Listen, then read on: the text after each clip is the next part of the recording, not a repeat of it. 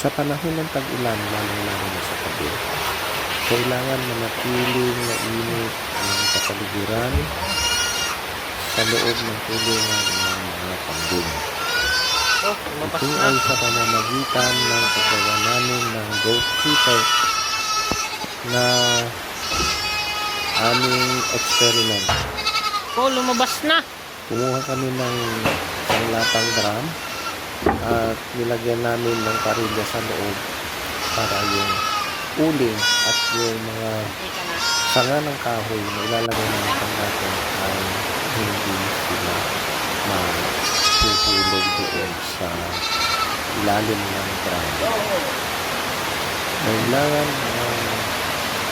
pag nasigyan ito ay kailangan matakpan para regulated ang yung init at saka yung pagkasunog ng kahoy at yung ubin.